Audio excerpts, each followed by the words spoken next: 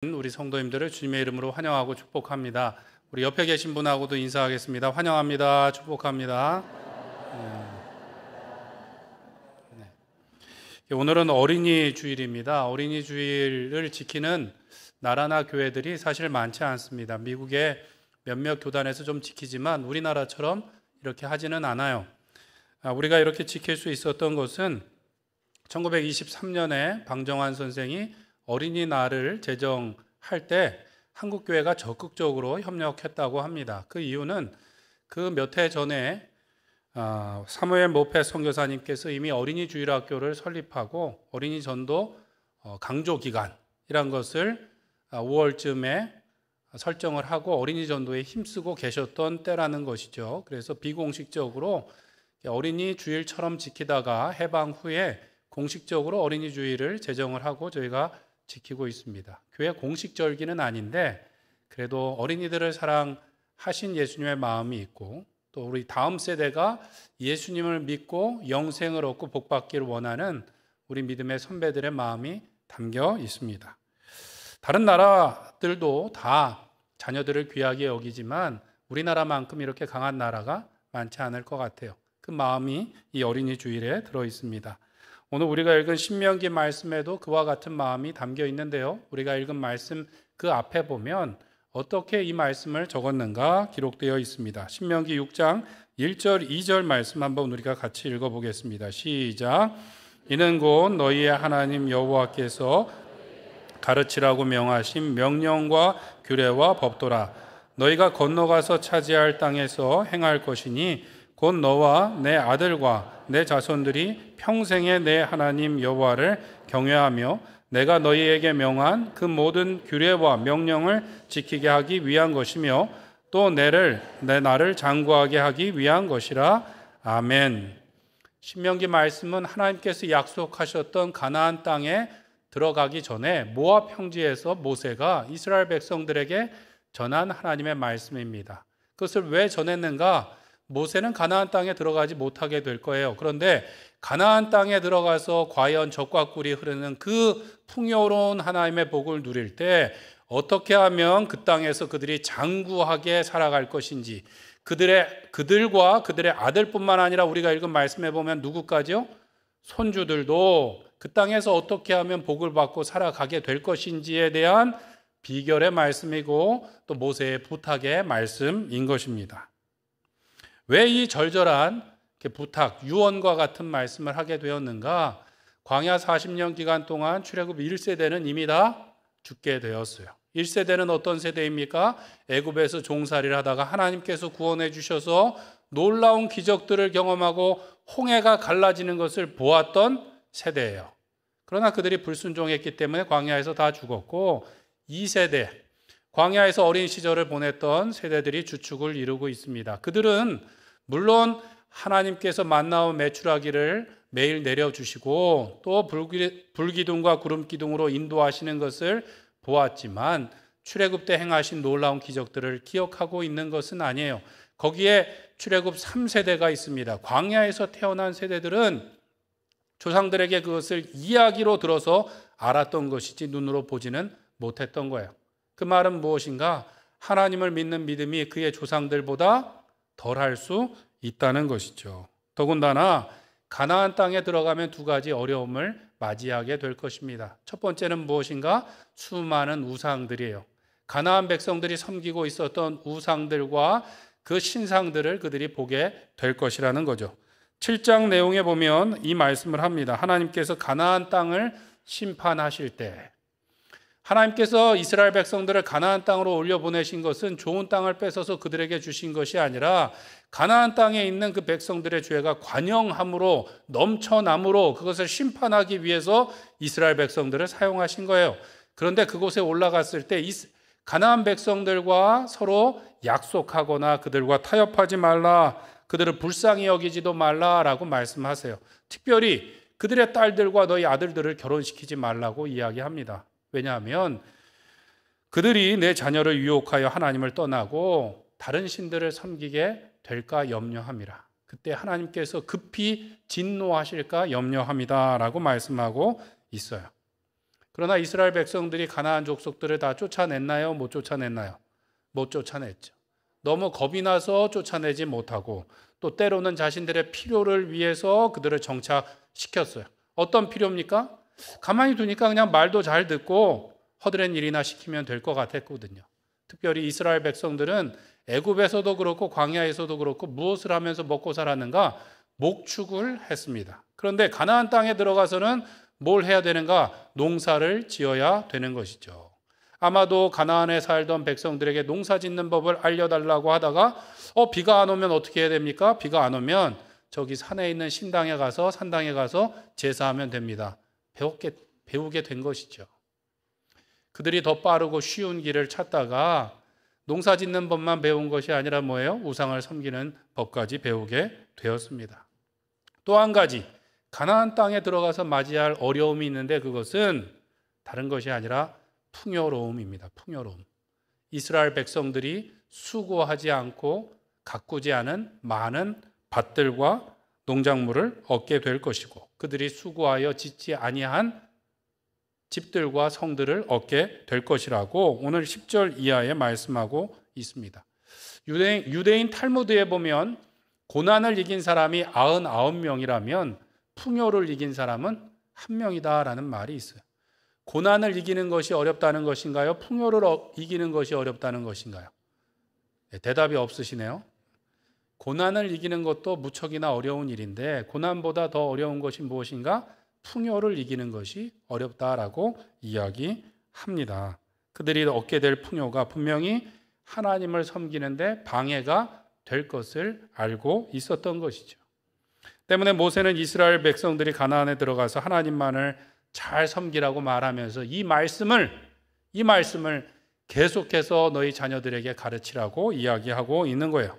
이스라엘 백성들은 이 말씀을 손목에 메고 이마에 붙이고 또 문설주에 붙이고 하루에 7번씩 외웠다고 합니다.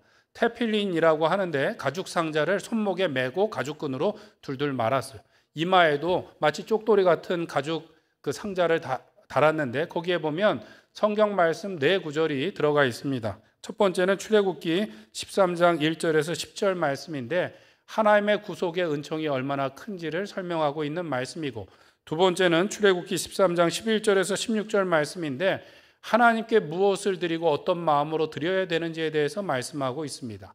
그리고 세 번째 적힌 말씀이 우리가 읽은 오늘 본문의 말씀입니다. 하나님을 어떻게 섬겨야 되는지에 대해서 적고 있고, 마지막으로 신명기 11장 13절에서 21절에 보면 하나님께서 약속하신 축복의 말씀이 담겨 있어요. 그 구절들을 하루에 7번씩 읽고 외우고 들려주면서 하나님을 잊지 말라고 이야기하고 있는 것입니다. 그래야 그들이 들어갈 땅에서 우상들을 이기고 풍요를 이기며 하나님을 섬기고, 그래야 어떻게 할 수 있다는 거예요? 아들들과 손주들이 그 땅에서 하나님의 복을 누릴 수 있다는 것이죠. 그렇지 않으면 하나님께 진노를 얻고 그 모든 것을 다 잃어버리게 될 거라는 거예요.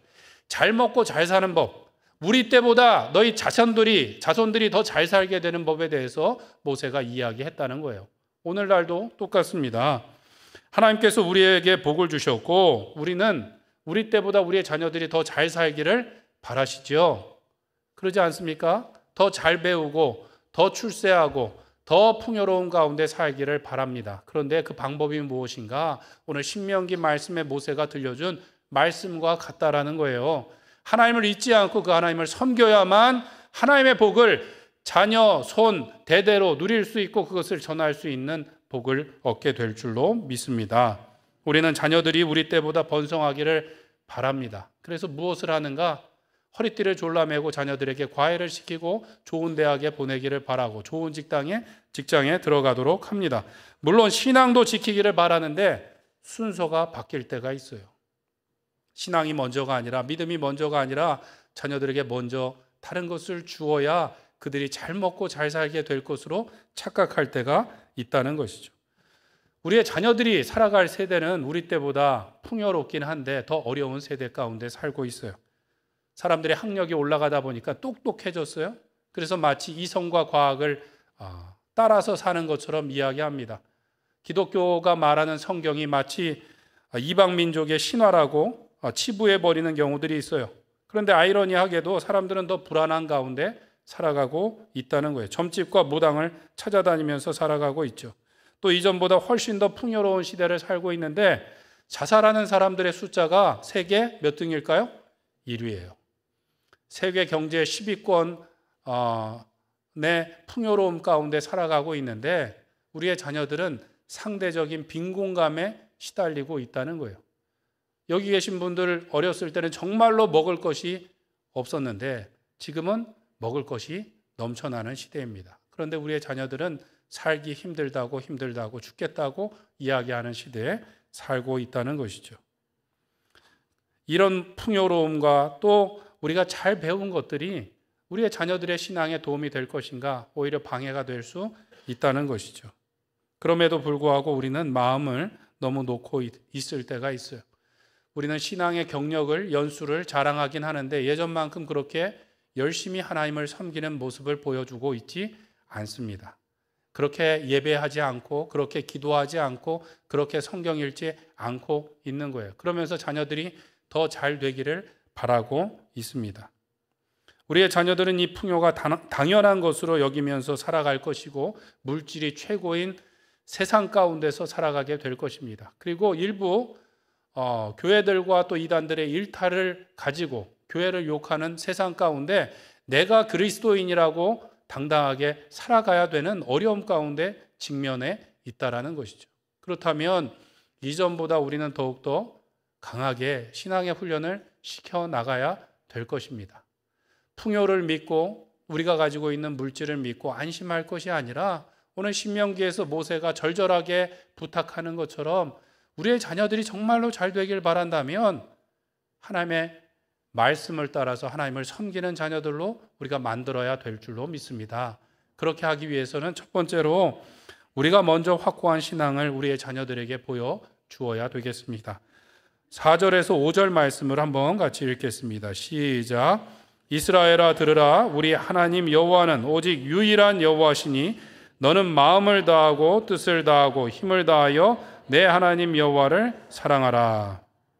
어떻게 해야 되는가? 너희 부모 세대가 하나님만이 유일하신 하나님이신 것을 믿고 그 하나님을 사랑하라는 거예요. 어떻게 사랑하는가? 마음과 뜻과 힘을 다하여 사랑하는 것을 자녀들에게 보여주어야 된다라고 말씀하고 있습니다. 하나님만이 우리의 생명이시고 복이시고 유일하신 진리이신 줄 믿습니다. 다른 길은 없어요. 다른 길은 없습니다. 우리도 하나님을 믿는다고 하지만 세상에 보니까 하나님을 믿지 않고도 돈 많이 벌고 또 권세를 가지고 잘 사는 사람들을 보면서 혼동할 때가 있어요. 다른 길도 있는 것처럼 착각할 때가 있어요. 그러나 오직 하나님만이 이 우주 만물의 창조주이시고 지금도 다스리시는 왕이신 줄 믿습니다. 무언가 우리가 갖고 있다라는 것, 그것은 한 줌 재와 같은 거예요. 하나님 앞에서 하나님의 입김에 후 불면 다 날아가 버리는 것입니다. 영원한 생명과 영원한 복은, 영원한 기쁨은 오직 하나님께만 있는 줄로 믿습니다. 유일하신 하나님을 믿는 것이 중요해요. 하나님도 믿고 세상의 끈도 붙잡는 것이 아니라 하나님만 믿는 것이 중요합니다.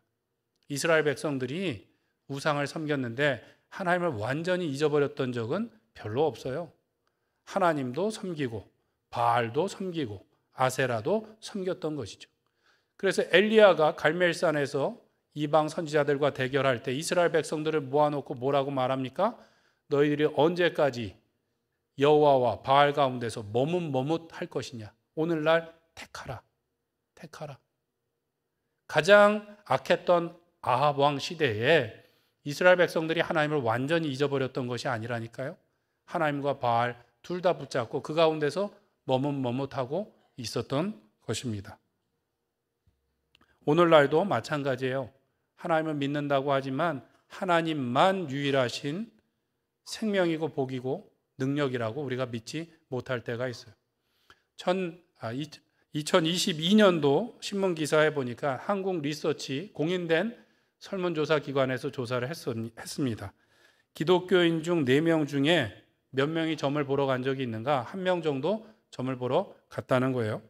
최근 5년 사이에 점을 본 적이 있습니까? 라는 질문에 기독교인들이 23%가 그런 적이 있다고 대답을 했다는 거예요. 별로 놀라질 않으시네요. 이 중에도 갔다 오신 분이 계신가요? 그 중에서 그러면 60대 이상의 연세가 많으신 분들의 비율이 높을까요? 아니면 40대 이하의 젊은 사람들의 비율이 높을까요? 저도 그 생각은 못했는데 40대 이하의 젊은 사람들의 비율이 2배 더 높았다고 합니다. 이상하죠? 어른들이 예전에 어른들이 섬겼던 미신들을 바라보고 그래서 아직 그것을 붙들고 있는 것이 아니라 오히려 우리의 다음 세대가 하나님을 믿는다고 고백은 하는데 어디도 간다는 거예요? 점 보러 간다는 거예요. 타로점을 보기도 하고 핸드폰으로 점을 보기도 하더라는 것이죠. 왜 점집에 가서 점을 볼까요? 예수님을 믿는다고 하면서 불안하기 때문이죠. 왜 불안합니까? 오직 예수님만이 유일한 길이요 진리요 생명이신 것을 믿지 못하기 때문이에요. 그리고 믿지 못하니까 온전히 예수님만을 붙들지 않고 다른 곳에 가서 의지하려고 하는 마음이 있게 된다는 것입니다. 그래서 C.S. 루이스는 우리의 육체는 우리가 주님 외에 다른 것을 의지하도록 아주 쉽게 속아 넘긴다라는 이야기를 했어요. 우리의 육신의 연약함 때문에 우리의 육신의 정욕이 어떻게 해요? 하나님이 아닌 다른 것을 의지하도록 우리를 자꾸 속이려고 한다는 것이죠. 그래서 우리 인간은 하나님을 의지하는 것이 아니라 하나님만 의지하는 것에 심각한 장애를 느낀다라고 말합니다. 하나님을 의지하는 것이 어려운 것이 아니라 무엇이 어렵다고요? 하나님만 의지하는 것이 어렵다라는 거예요. 우리는 하나님을 의지하긴 하는데 다른 것들도 붙들려고 할 때가 있어요. 그러나 우리가 오직 유일하신 하나님만이 우리의 해답인 줄 믿고 생명인 줄 믿고 복인 줄 믿고 그 주님만을 붙들고 나가야 되겠습니다. 우리 자녀들은 우리 말이 아니라 행동을 보고 배우게 됩니다. 들은 대로가 아니라 우리에게 본 대로 따라하게 되는 것이죠. 안식의 평안이라는 책에 보면 평생 응급의학과 교수로 살면서 기독교 작가로 살았던 분이 그런 얘기를 합니다. 왜 많은 기독교인들의 자녀들이 교회를 떠나는가? 미국도 마찬가지고 우리나라도 마찬가지예요. 그것은 분명하다고 합니다. 많은 사람들이 친구를 잘못 만났기 때문입니다. 교회에서 시험 들었기 때문입니다. 또 아무개 때문입니다. 라고 말하는데 그렇지 않다는 거예요. 그들은 교회를 떠난 자녀들은 그 부모들이 진짜 섬기는 신이 누군지를 보고 그 신을 찾아서 떠났다라고 말합니다. 부모들이 주일에 교회는 갔다 오지만 주일에 교회 갔다 온 것이 아니라 정말로 부모가 사랑하고 섬기는 신을 보았기 때문에 교회가 아니라 세상으로 나가게 되었다라는 것이죠. 어떻게 우리는 유일하신 길이요 진리요 생명 되신 주님을 따라 섬길 수 있고 그 주님을 우리의 자녀들에게 전할 수 있을까요? 체리 힐이라는 작가는 그녀의 책에서 이렇게 말합니다. 하나님께서는 당신의 무릎을 꿇려 다른 어떤 곳이 아니라 오직 위쪽을 바라보게 하십니다. 하나님밖에 의지할 곳이 없어야 우리가 하나님만을 섬기게 되고 오직 무릎 꿇고 기도할 때 우리가 하나님만을 섬기는 것을 우리의 자녀들이 보게 될 것입니다. 그러면서 하는 이야기가 그리스도인의 믿음에는 한 가지 역설이 있는데 가장 강해 보이는 그리스도인이 가장 약한 그리스도인이고 가장 약해 보이는 그리스도인이 가장 강한 그리스도인이라는 것입니다. 라는 이야기를 합니다. 그 말이 무엇입니까? 가장 강해 보이는 그리스도인은 뭐예요? 많은 것을 가졌고 많은 힘이 있는 것처럼 보이고 그것을 의지하는 사람이 가장 약한 그리스도인이라는 것이죠. 반대로 아무것도 갖지 못했고 아무것도 의지할 곳이 없어서 오직 하나님만 바라보고 무릎 꿇는 그 사람이 약해 보이지만 가장 강한 그리스도인이라는 것입니다. 우리는 오직 하나님만 의지하는 것을 우리 자녀들에게 보여주어야 되겠습니다. 오직 하나님만이 우리의 해답이신 것을 믿고 기도하는 모습을 우리의 자녀들에게 보여주어야 되는 것이죠. 세상도 붙잡고 하나님도 붙잡고 하는 모습을 보이다 보면 다른 길도 있다는 것을 알게 되면 자녀들이 어떻게 할까요? 좁은 길로 갈까요? 넓은 길로 갈까요? 넓은 길로, 쉬운 길로 당연히 가게 되는 것이죠. 오직 유일하신 하나님만이 우리의 생명이시고 길이시고 복이신 것을 우리의 자녀들에게 우리가 보여주어야 되는 것입니다. 그러기 위해서는 어떻게 해야 됩니까? 일이 잘 될 때에도 기도해야 되고 일이 잘 안 될 때에도 기도해야 되고 기쁜 일이 있을 때에도 기도해야 되고 슬픈 일이 있을 때에도 기도해야 되고 정말 죽을 것 같은 일이 만났을 때에도 어떻게 해요? 오직 하나님께만 매달려 기도하는 모습을 우리 자녀들에게 보여주어야만 되는 것입니다. 그렇게 해야 우리의 자녀들이 이 땅을 살아가면서 풍요를 누릴 때에도 하나님을 잊지 않을 것이고, 정말로 어려움을 만나서 죽을 것 같은 때에도 부모의 뒷모습을 보고 기도하며 하나님만을 붙들고 살아가게 될 줄로 믿습니다. 바라기는 유일하신 하나님을 우리가 먼저 믿고 사랑하며 섬기며 기도함으로 그 모습이 우리의 자녀들에게도 전해져서 우리의 자녀들이 오직 하나님께만, 하나님을 의지하고 하나님께만 공급받아 존귀한 자녀로 살아가시게 되는 우리 모든 성도님들과 그 가정과 자녀들 되시길 축원합니다. 두 번째로 우리 자녀들에게 부지런히 하나님의 말씀을 가르쳐야 되겠습니다. 7절 말씀을 같이 읽겠습니다. 시작. 내 자녀에게 부지런히 가르치며 집에 앉았을 때에든지 길을 갈 때에든지 누워 있을 때에든지 일어날 때에든지 이 말씀을 강론할 것이며. 아멘. 이 말씀이 무엇입니까? 하나님의 말씀을 누워 있을 때에든지 집에 나갈 때에든지 어느 때든지 다 가르치고 손목에 메고 이마에 붙이고 문설주에 붙여놓고 그 말씀을 가르치라고 이야기하고 있어요. 하나님의 말씀이 중요하다는 것입니다. 오늘 유아 세례식이 있었는데 세례 문답에 보면 우리를 거듭나게 하시는 분은 누구이십니까? 라는 질문이 있어요. 우리를 하나님의 백성으로 거듭나게 하시는 분은 어느 하나님이십니까? 성령 하나님이십니다. 성령 하나님께서 우리를 거듭나게 하시는 방편이 있어요. 그것이 무엇입니까? 하나님의 말씀입니다. 말씀. 성령 하나님께서 우리에게 신비한 체험을 해주셔서 우리가 하나님의 사람이 되게 하는 것이 아니라 오직 하나님의 말씀을 통하여 우리가 새로운 사람이 되고 주님의 자녀가 되도록 우리를 변화시켜 주신다라는 것이죠. 성경에 보면 믿음은 들음에서 나고 들음은 그리스도의 말씀으로 인함입니다 라고 말씀하고 있어요. 오직 하나님의 말씀만이 능력이신 줄 믿습니다. 하나님께서는 말씀으로 천지를 창조하셨고 말씀이 육신이 되어 우리 가운데 오셨고 그 말씀으로 우리를 변화시켜 주시고 우리의 자녀들이 귀하다면 무엇을 전해야 되는 거예요? 그 가장 귀한 말씀을 우리 자녀들에게 때를 얻든지 못 얻든지 전해야 된다라는 것입니다. 그런데 우리는 자녀들이 교회에 와 있는 것으로 만족할 때가 있어요. 그리고 부모님들이 가장 좋아할 때는 언제인가? 자녀들이 가끔 이렇게 교회 강단에 올라와서 찬양하거나 율동하면서 발표할 때는 오후 예배가 꽉 차요. 너무 감사한 일이긴 한데 왜 저는 그것이 불안한가? 우리 장로님들도 늘 자랑하십니다. 예전에 우리 주일학교가 1000명이 됐다고. 지금 몇 명 남았습니까? 10% 남으면 많이 남은 거예요. 우리가 안심할 수 있는 문제가 아니라는 거예요. 그냥 앞에서 우리 자녀들이 사람들에게 사랑받는다고 좋아할 것이 아니라 정말 중요한 것은 무엇입니까? 하나님의 말씀을 가르치는 것이 중요하다는 것이죠. 그리고 우리가 정말로 하나님만이 유일하신 하나님이신 것을 우리의 삶으로 보이는 것이 중요하다는 것입니다. 우리의 자녀가 정말로 소중하다면 가장 소중한 말씀을 하나님께 우리의 자녀들에게 전해야 될 줄로 믿습니다. 유대인들의 속담에 보면 아이가 생기면 인간은 바보가 된다라는 말이 있다고 합니다. 바보가 된다는 것은 자녀가 생기면 자녀를 위해서 무엇이든지 한다는 말이에요. 유대인들도 자녀 교육에 열이 있지만 우리나라도 자녀 교육에 열성이 있죠. 유대인들의 탈무드에 보면 이런 이야기가 전해진다고 합니다. 유대인들에게 하나님께서 십계명을 주실 때 하나님께서는 유대인들이 틀림없이 지킨다고 서약을 했지만 그들에게 그 말씀을 주시지 않았대요. 하나님께서 친히 돌판해 주셨던 그 말씀을 유대인들에게 주시지 않았다는 거예요. 그랬더니 유대인들이 우리의 조상 아브라함과 이삭과 야곱의 이름을 걸고 우리가 반드시 그것을 지키겠습니다. 우리에게 그 말씀을 주세요. 하나님께서 그들에게 허락하지 아니하셨다고 합니다. 그래서 이스라엘 백성들이 이번에는 하나님 우리가 가지고 있는 모든 부를 걸고 물질을 걸고 약속할 테니 그 말씀을 우리에게 주십시오. 하나님께서 그것도 거절하셨다고 합니다.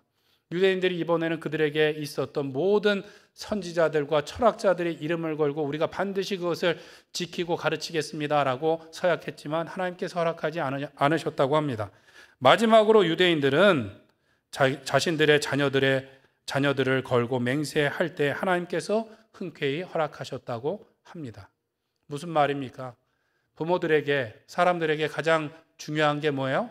자녀들이라는 거예요. 그런데 하나님께서 그 자녀들에게 무엇을 주기를 바라시는 거예요? 가장 귀한 말씀이 전해지기를 바라시는 줄로 믿습니다. 돈을 전하고 명예를 전하는 것이 아니라 오직 하나님의 말씀을 하나님께서 전하길 원하시고 그것이 하나님께서 우리에게 복 주시는 방법인 줄 믿습니다. 우리의 자녀가 소중하다면 가장 소중한 것을 우리의 자녀들에게 전해 주어야 되는 거야. 우리의 자녀들이 소중하다면 가장 확실한 하나님께 우리의 자녀들을 맡겨 드려야 될 줄로 믿습니다. 자녀들을 변화시키는 것은, 또 자녀들을 살리는 것은, 자녀들이 복받는 방법은 오직 말씀밖에 없는 줄로 믿습니다. 우리는 살아가면서 자녀들의 교육을 위해서 무척 애를 쓰십니다. 자녀들이 학교에 다닐 때 무척 많은 비용을 학원비로 지불하지 않으십니까? 그리고 자녀들이 학교 끝나면 학원 가기 바빠요. 교회에서 아이들을 만날 수가 없어요. 사역자들이 우리 자녀들을 평일에 만날 수가 없을 뿐만 아니라 심지어는 주일에도 자녀들을 만날 수가 없어요. 시험 기간에는 교회 나오지 않을 때도 있고, 또 교회 왔다가 금방 학원으로 가야 되기 때문에 우리 사역자들이 제자 훈련을 시키거나 주일에 교회에서 아이들을 만날 수 없는 것이죠. 그러나 정말로 중요한 것은 무엇입니까? 물론 세상에서 공부 잘하는 것도 중요하지만 더 중요한 것은 뭐예요? 말씀을 잘 가르치는 것이 중요하다는 것을 우리가 반드시 기억해야 됩니다. 제가 로뎀교회에 오고 제가 사역하면서 분반 공부하면서 이 공과책이 이리저리 나뒹구는 것이 너무 보기가 안 좋아서 공과 공부 책을 우리 학생들에게 1,000원에 판매합시다 그랬어요. 난리가 났어요. 내가 이렇게 많이 헌금을 했는데 교회에서 또 그것까지 돈을 받아야 되냐고. 이상하지 않습니까? 그 돈 1,000원이 그렇게 큽니까? 만약에 학원에서 문제집 사라고 얘기했으면 우리 학부모님들이 그렇게 따지셨겠어요? 10,000원이고 10만 원이고 얼마든지 더 내지 않으셨겠습니까? 그런데 공과책 그거 1,000원이 그렇게 아까웠는지 저는 이해할 수가 없습니다. 또 교회에서 보면 우리가 집에서 교육비에 많이 쓰는 것처럼 교회에서도 우리 자녀들을 교육하는데 예산을 많이 써야 되는데 실제로 예산을 집행할 때 보면 그렇게 되지 않을 때가 많이 있다는 것이 슬픕니다. 그런데 우리 이전 세대 때는 그렇게 하지 않았어요. 어쨌든 교회가 먼저였고, 어쨌든 신앙이 먼저였고, 어쨌든 말씀이 먼저였습니다. 저희 부모님의 운영하시던 가게에도 셔터문을 내리면 주일은 쉽니다라고 크게 아예 인쇄가 돼 있었고, 주일날은 일을 할 수 있었습니까? 없었습니까? 없었어요. 온전히 하나님께 예배하고 말씀을 배우는 날이었어요. 그러니 일을 못하면 학생은 공부를 할 수 있나요? 없나요? 그렇게 안 배우셨어요? 그렇게 안 가르치셨습니까? 저는 주일날 공부를 할 수가 없었어요. 제가 넷째이고 막내이고 아들이다 보니까 그나마 느슨해져 갖고 나중에 어떻게 해요? 제가 고등학교 다닐 때는 모든 공예배가 끝나고 나서는 공부할 수 있었어요. 시험 기간에. 어떻게 해요? 공예배가 끝나면 몇 시쯤 됩니까?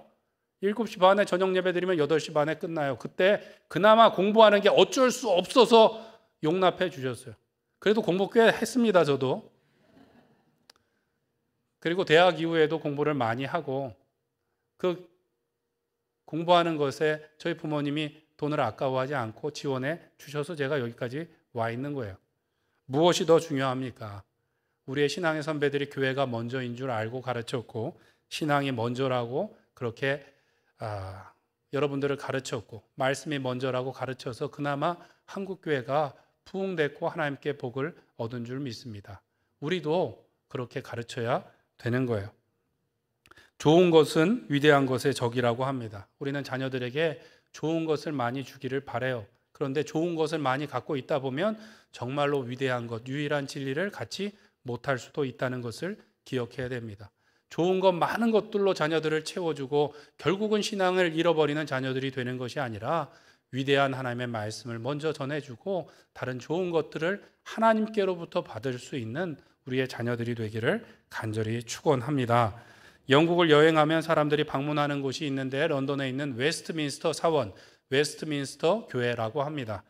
그 교회를 사람들이 많이 가는 이유는 유명한 사람들의 묘가 있기 때문이라는 거예요. 리빙스턴의 묘가 있고 엘리자베스 여왕의 묘가 있고 많은 작곡가들과 철학가들과 건축가들의 묘가 그곳에 있다는 거예요. 일종의 박물관이 되었고 영국의 왕이 취임식을 할 때도 그곳에서 취임식을 한다고 합니다. 그런데 그 웨스트민스터 사원 교회가 세워진 원래 목적은 그것이 아니죠. 사람들의 무덤을 만들기 위해서 세워진 것도 아니고 그런 유명한 사람들의 무덤 때문에 그 교회가 유명한 것이 아닙니다. 그 교회는 높으신 하나님께 예배하기 위해서 세워졌고, 또 하나님을 경외하며 섬기던 사람들이 유명해져서 그 교회 무덤에 묻혔기 때문에 그 교회가 유명해진 거지, 유명한 사람들의 무덤 때문에 그 교회가 유명해진 것이 아니라는 것을 우리는 기억해야 됩니다. 왜 말씀을 드립니까? 우리의 자녀들은 그저 그런 유명한 사람들이 되기 위해서 하나님께 부름받지 않았어요. 높으신 하나님을 예배하며 그 하나님으로부터 복을 받고 복을 전하기 위해서 부름을 받았는 줄로 믿습니다. 다른 것들로 우리의 자녀들이 높임받는 것이 아니라 오직 하나님을 예배하고 경외하고 섬김으로 하나님께 복을 받고 높임받는 우리의 자녀들이 되기를 간절히 축원합니다. 바라기는 여기에 계신 부모님들, 또 할아버지 할머니들께서 우리의 자녀들이 영생을 얻고 하나님의 충만한 복을 누리며 살아갈 수 있도록 유일하신 하나님만이 우리의 길인 것을 전파해 주시고, 기도하는 모습을 통하여 그들에게 신앙을 전해 주시고, 그 무엇보다도 위대한 하나님의 말씀을 전파함으로 우리의 자녀들과 그 자손들이 하나님께 복을 얻고 전하는데 귀하게 쓰임받게 되기를 간절히 축원드립니다. 우리 시간 함께 기도하겠습니다.